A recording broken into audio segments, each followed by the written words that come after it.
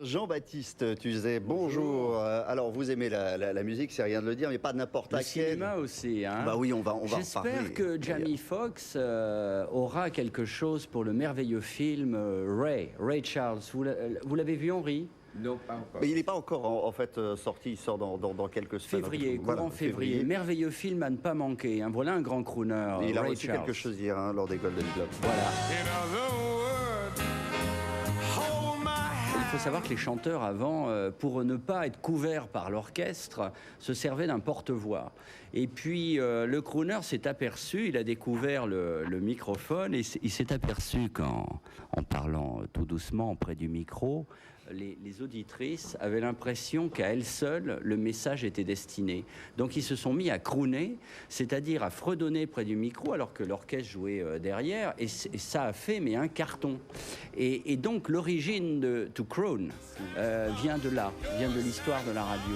Mais dans ce bouquin, on oublie tout cela parce que l'idée, c'est de dire, et ça c'est mon concept depuis toujours, c'est que des années 30 à aujourd'hui, on est crooner ou on l'est pas. Puisqu'on est là pour parler des gens qui ont du talent, je voudrais qu'on applaudisse très fort Jean-Baptiste Tuzet. Je voudrais qu'elle me fasse Fanny Ardant encore.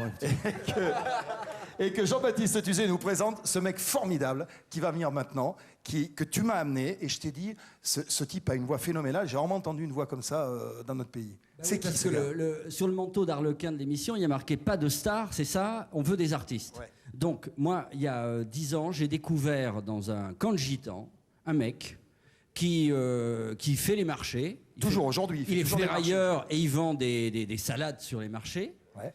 Et c'est un type en or. Et quand il prend le micro, bon, bien sûr, Michel lui chante jazz. Mais quand lui prend le micro, il est l'un des seuls en France, à ma connaissance, à chanter comme des stars mondiales, telles que Tom Jones. Michel avait une passion, un rêve dans la vie, c'était de chanter avec le grand orchestre de Count Basie.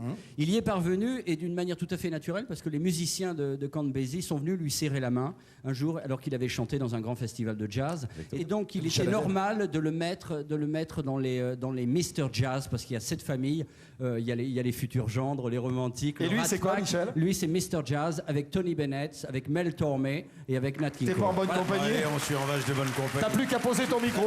Merci. Michel, t'as plus qu'à poser ton micro.